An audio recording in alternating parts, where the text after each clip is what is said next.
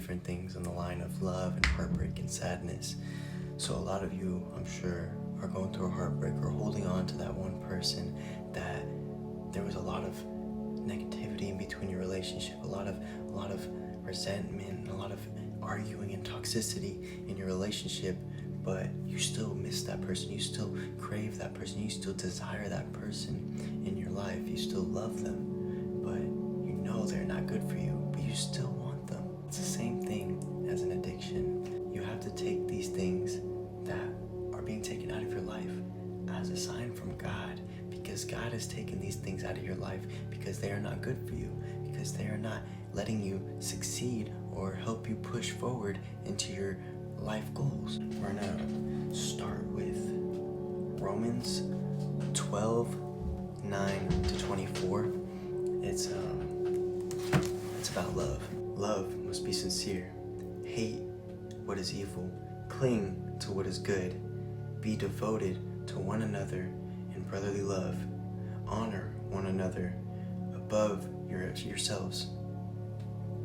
Never be lacking in zeal. Keep your spiritual fervor, serving the Lord. Be joyful in hope, patient in affliction, faithful in prayer.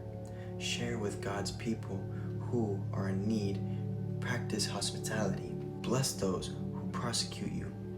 Bless and you do not curse.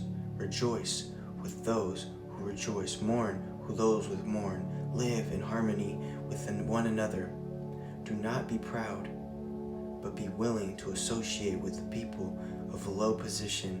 Do not be conceited. Basically, one, if that person hurt you, if that person cheated on you, or if they broke your heart, they did something to hurt you, you don't curse them, you don't look for your get back, you don't look for your revenge, no, none of that.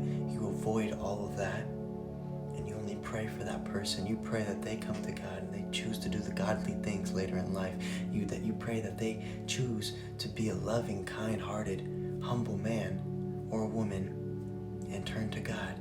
Because there's a lot of men, there's a lot of women that do very wrong things. They cheat, they manipulate, they lie, they do all these things that aren't of God. But you don't hate them for that. You never hate. You never attack or try to look for your revenge. No, you pray for them, you forgive them, and you wish them the best. And you have to do your best to move on with your life. Do your best to move towards God instead of towards sin. You have to do the right things so you don't fall down to sin and then you're just the same person as they are. You are no better with them. Sin is sin.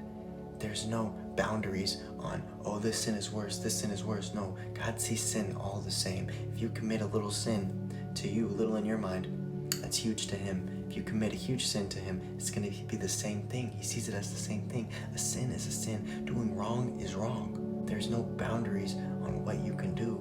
No, it's just to be the better person, to be the right person and do the right thing, and to keep loving somebody. You can still love them. You don't have to hate them.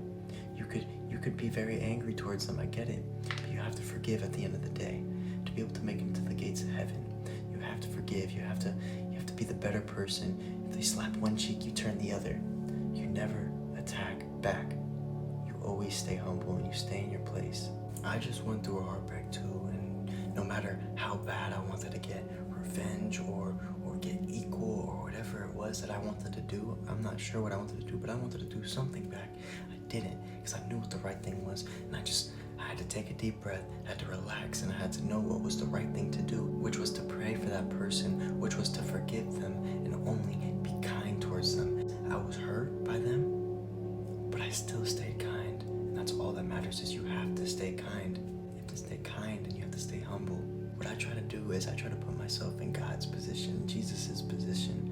I see the kind of person He was that the books say that He was, how He was always super kind, how He was always super loving. He was the Prince of Peace, and that's what I try to meet my standards up to. I try to be like Him. Never try to be Him, but you could be like Him. You know, there's nothing wrong with being like Him, and that's what I try to do, and that's what I will keep trying to do, is to keep being the better person and keep being the best godly man I could be. And when God puts that person in front of me, I will treat them the best way I can treat them. I will bring them to God if they are not already with God.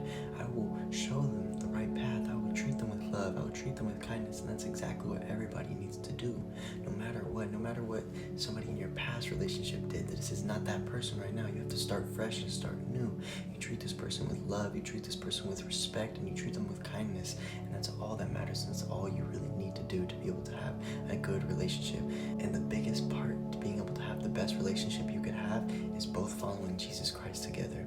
And that's all that matters. And I want to share one more thing that will bring you the strongest and best relationship besides following Jesus together. Not basing your relationship off of lust, but basing it off of love. And the way you could do that is waiting till marriage, as God asks us to do. Wait till marriage and wait till you know you have that right person to share your body with. And then you'll know you found the right one and you found true love. And that is what the best relationship could look like. It's not basing it off of sex, not basing it off of lust, but basing it off of love and relationship. God bless y'all. I love you guys. Jesus loves you guys. And if you have any questions, please feel free to DM me. I will be there to talk to you and guide you.